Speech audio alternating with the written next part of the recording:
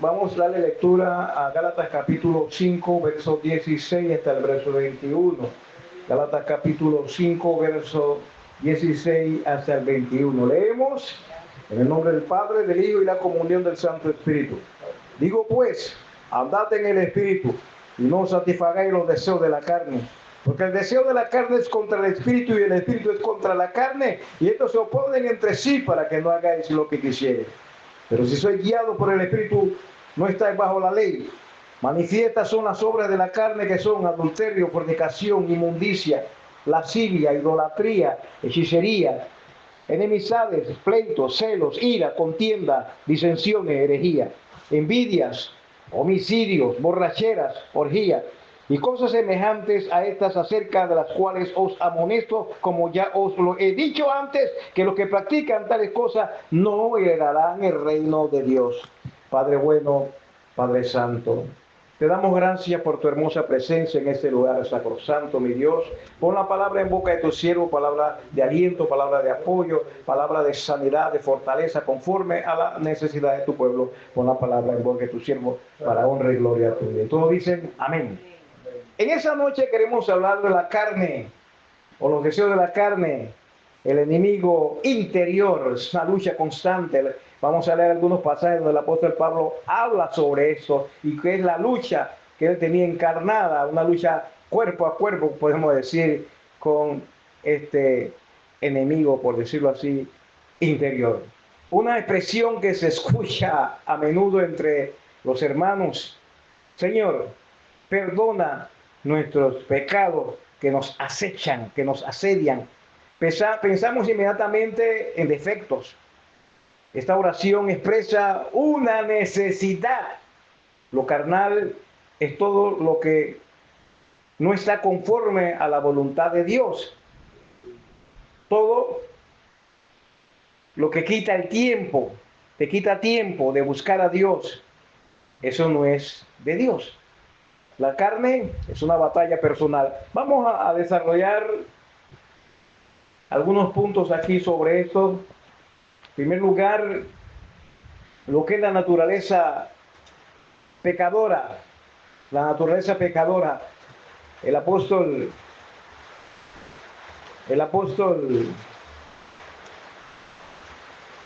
Pablo escribe a Romanos y lo expresa en Romanos capítulo 7, verso 15, donde dice: porque lo que hago, dice él expresándolo, pero porque lo que hago no lo entiendo, pues no hago lo que quiero, sino lo que aborrezco, eso hago. O sea, hay una lucha, no quiero hacer esto, pero lo hago. Así que lo que no quiero, esto hago. Apruebo la ley, es buena, o sea, la palabra de Dios, la palabra es buena, pero tengo una lucha, de manera que ya no soy yo quien hace aquello, sino el pecado que mora en mí. El pecado que mora en mí, dice.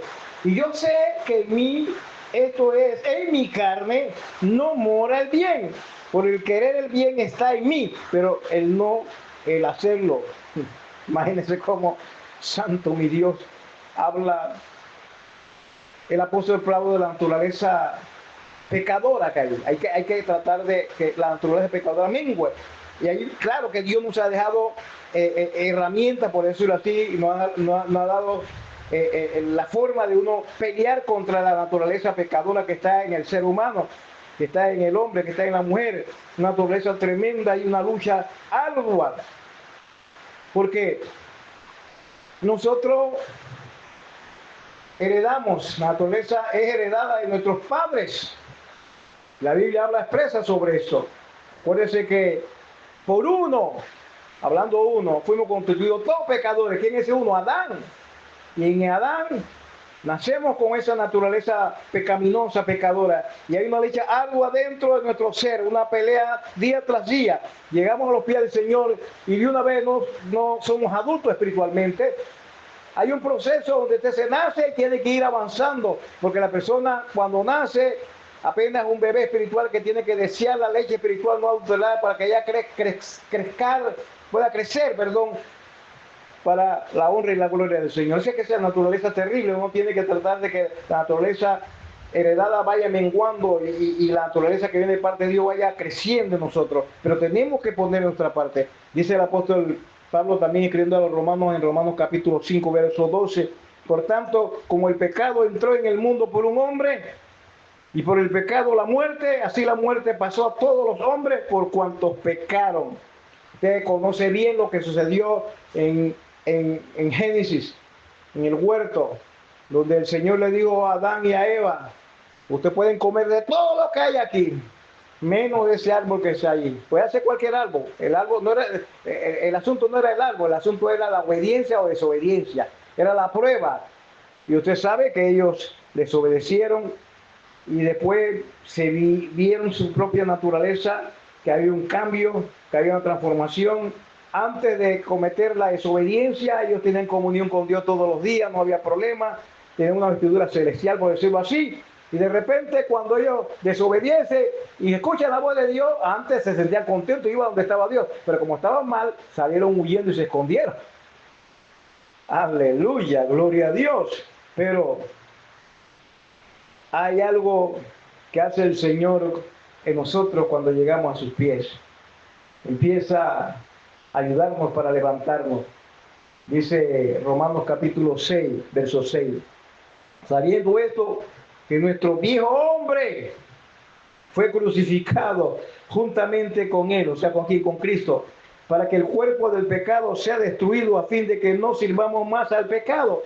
Es como decir, una persona que está acostumbrada a andar con alguien corrupto y empieza a andar después con alguien que camina en santidad, tiene que haber cambio. Aquí habla de que nuestro viejo hombre, el hombre desobediente, el rebelde, es crucificado con Cristo. Aleluya, gloria a Dios. Porque Él cargó nuestros pecados en la cruz del Calvario. No solamente nuestros, sino de toda la humanidad, cargó el pecado de toda la humanidad. Pero lo tremendo y maravilloso de todo esto es que llega un momento donde Cristo, bendito sea el que vive, se levanta al tercer día y dice, así como Él murió, en pecado, murió el pecado porque murió el pecado mío, el suyo, de todos nosotros, resucitó transformado, ahora sin pecado, así nosotros resucitamos una vida nueva.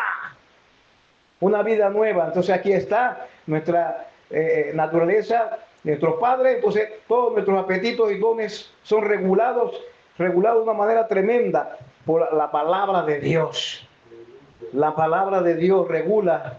Dice, mire lo que dice Gálatas capítulo 5, verso 16, 17. Porque el deseo de la carne es contra el espíritu. Es como que hay una lucha adentro. Imagínense, usted pone dos titanes, dos personajes a pelear. Están en una lucha, algo ahí. Hay uno que se llama carne y uno que se llama espíritu. Y están luchando, peleando allí dentro de nosotros. Antes no. Antes de conocer al Señor solamente había un titán ahí luchando y llevando a la persona a hacer y deshacer. Porque no estaba la parte espiritual, solamente la parte natural.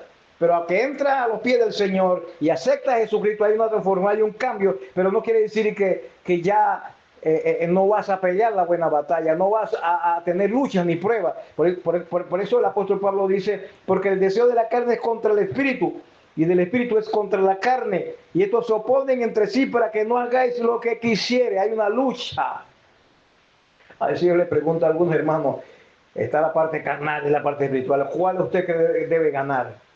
Y a veces me dicen espiritual. Yo no. Al que usted alimente más, al que usted le dé más comida. Si usted le da comida solamente sobre las situaciones carnales y terrenas, ese se va a levantar, es el que va a ganar. Pero usted alimenta la parte espiritual, porque como dice el Señor, le dijo a Satanás, no solo de pan vive el hombre, sino de toda la palabra que procede de la boca de Dios. Entonces, allí hay esa. Entonces, nuestros apetitos deben ser regulados por la bendita palabra de Dios. Alabado sea el que vive por los siglos de los siglos. ¿Puede glorificar al Señor? Entonces aquí habla, el versículo que leímos habla de una lucha constante. Lucha, habla de la voluntad. La voluntad de la carne te lleva a senderos que no son agradables a los pies del Señor, pero la voluntad espiritual te lleva a obedecer, a ser hombre sometido, a hombre que camina conforme al lineamiento que nos da la bendita palabra de Dios. Amén. Pero también está la voluntad del hombre, que es lo que quiero, porque Dios no nos obliga a venir a sus pies. Él no nos hizo como robot, camina para acá, camina para acá. Él nos dio libre albedrío. ¿Qué quiere decir? Tenemos la decisión es nuestra. o escogemos esto, o escogemos lo otro. Entonces aquí está. ¿Cuál escogemos? Él no nos obliga, nos pone ahí la luz roja o la luz verde, cuál tú agarras, o el camino angosto, el camino ancho, cuál vas a escoger. Lastimosamente la Biblia dice que son muchos los que entran por el camino ancho y muy poco por el camino angosto, porque se dejan llevar por la voluntad de la carne y su propia voluntad. Ahora, ¿qué hay que hacer para poder, para que se desarrolle la palabra de Dios en nuestro espíritu? ¿Qué hay que hacer?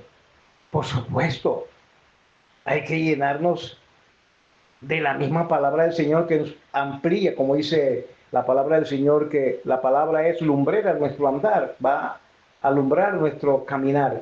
Segundo lugar, mire cómo se describe aquí el apóstol Pablo, cómo describe esta lucha, cómo la ilustra, por decirlo así, cómo ilustra esta lucha. Y lo primero que dice, hay que mantenerse cada día como una persona que está vigilante, como un centinela, como un atalaya. Hay que mantenerse en guardia. Toda nuestra vida, todo nuestro entrar y salir, tenemos que mantenerlo en guardia. Dice Romanos capítulo 8, verso 13. Porque si vivís conforme a la carne, porque puedes vivir conforme a la carne, nadie te va a someter y a obligar que vivas al contrario, porque si vivís conforme a la carne moriréis, mas si por el Espíritu hacéis morir las obras de la carne, viviréis. Alabado sea el Señor. Y mire, entrando ya en el plano de nuestro andar, nuestro caminar, cómo estamos caminando delante de los ojos del Señor, porque el Señor sabe qué pasos estamos dando, si son pasos seguros, inseguros, si son pasos desviados, desviados, o como el apóstol Pablo, que cuando cayó del caballo quedó ciego y se iba a un lugar, a Damasco, una calle que se llamaba derecha, en verdad iba a caminar rectamente. Dice 1 Juan capítulo 1, verso 8. Si decimos que no tenemos pecado, nos engañamos a nosotros mismos y la verdad no está en nosotros. Pero aquí hay algo hermoso y tremendo, porque el Señor siempre quiere limpiarnos de toda maldad. El Señor quiere mantenernos siempre resplandeciente. El Señor quiere mantenernos siempre en santidad, pero nosotros tenemos que poner nuestra parte para mantenernos en santidad. Dice el versículo 9, que si confesamos nuestros pecados, Él es fiel y justo para perdonar nuestros pecados y limpiarnos de toda maldad. Porque eso es lo que el Señor quiere. Pero aquí habla de confesar lo que has hecho. No estoy hablando de arrepentimiento, no de remordimiento, sino transformación a través de un verdadero arrepentimiento. Y el versículo dice, si decimos que no es pecado, le hacemos a él mentiroso y su palabra no está en nosotros. Y Dios no es mentiroso. Dios no es mentiroso. Como dije al inicio, hay una lucha hasta que nosotros dejemos este cuerpo. Aunque nos abandonemos, el alma y el espíritu salga de este cuerpo, hay una lucha siempre. La carne tiene su deseo. La mayoría, por supuesto, algunos son pecaminosos, algunos no son pecaminosos. Si usted desea tomarse un vaso de agua fresca porque tiene calor, eso es el deseo de la carne, eso no es pecaminoso. Usted desea tomarse un alimento porque tiene hambre, eso no es problema. El problema es cuando usted desea una cosa que es contraria a la palabra del Señor. Usted desea una joven, ¿verdad? Y usted está casado y ahí está en problema. Usted desea algo que no es suyo y lo toma y ahí se está en problema, eso es robar. Entonces, aquí está. Entonces aquí, imagínense, muchas cosas, en el pasado había cosas terribles porque la persona no había tanto así, policía, eran muertes y asesinatos, porque me llevaste esto, te llevaste esto, hiciste tal cosa. Entonces aquí está, se describe esta lucha, hay que mantenerse en guardia toda la vida, y aquí lo dice el versículo que hemos leído, pero hay otra cosa, como dije anteriormente, es una lucha cuerpo a cuerpo, dice